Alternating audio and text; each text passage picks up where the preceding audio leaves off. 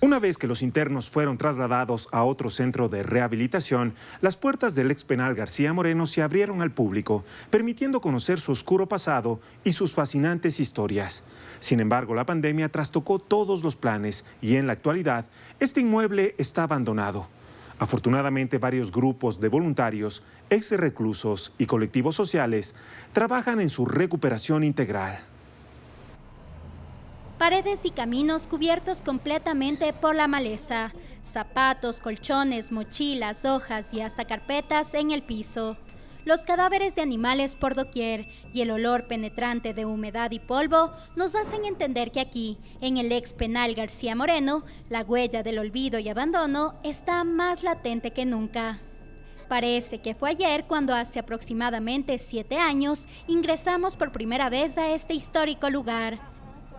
Habían pasado apenas algunas semanas desde que el último grupo de personas privadas de la libertad dejó esta cárcel, una de las más grandes y antiguas del país. Lamentablemente, la pandemia por el COVID-19 también golpeó a este bien patrimonial. El plan de convertirlo en un museo quedó en papeles y los recorridos de necroturismo se vieron forzosamente suspendidos. El ex penal García Moreno deja de funcionar como tal en el 2014. De ahí se intentó abrir un museo de la memoria, sin embargo este proyecto se quedó suspendido y nosotros en 2016 empezamos a realizar estos recorridos ya con esta temática de tanatoturismo, este recorrido que se llamó Viernes Negro. Es una frase un poco trillada, pero si el pueblo olvida su historia está condenado a repetirla. Y esto es un ícono de aquello que nosotros no debemos repetir, de todo el sufrimiento que las personas o el tratamiento que no se daba vivieron aquí, en las situaciones precarias de hacinamiento, la violencia extrema.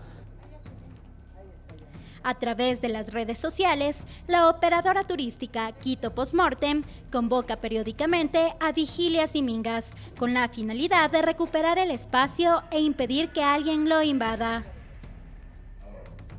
El aspecto deteriorado de su fachada no se compara con la soledad que se siente en su interior. Caminar por estos pasillos, empolvados y húmedos, nos provoca una extraña sensación que va desde miedo a lo paranormal hasta una inmensa tristeza de ser testigos de una muerte anunciada.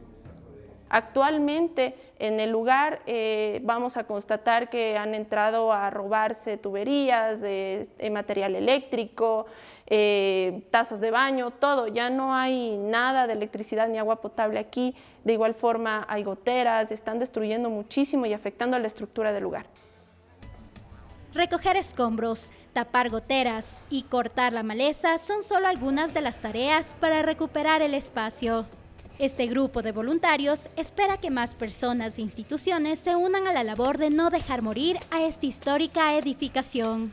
Nosotros la primera vez que tuvimos, hace casi unos 2 meses me parece que fue, hicimos una minga, venimos unas 11 personas, entonces recogimos escombros, barrimos los pabellones, fuimos arriba, tapamos gotera.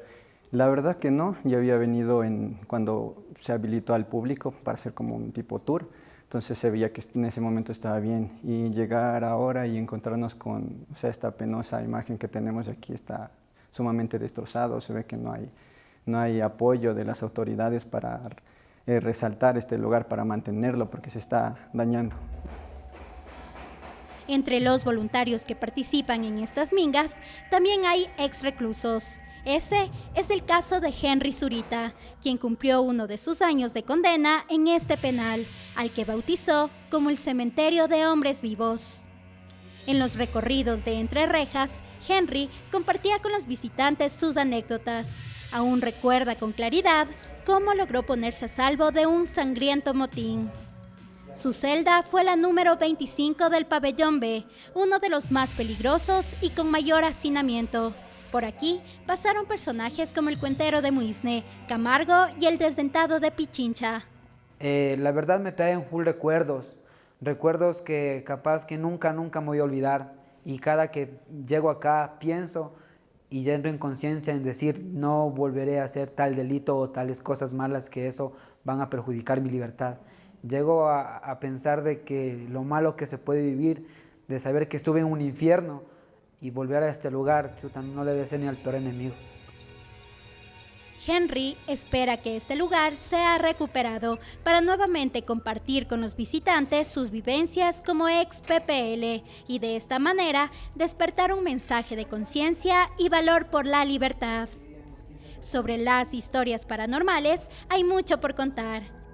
Es casi inevitable no sentir escalofríos al ingresar al oscuro calabozo, caminar en silencio por cada pabellón o ingresar a las celdas. Escuchábamos susurros, veíamos sombras. Una de ellas, de hecho, salía desde la parte del departamento médico hacia el calabozo, me siguió esa sombra y pues realmente es a la que más, se puede decir que miedo le tengo, a pesar de que no suelo tener miedo en todo este tipo de situaciones, pero esa es la que siento incluso que hoy también se manifestó. Un bien patrimonial que busca sobrevivir al paso del tiempo, olvido y abandono.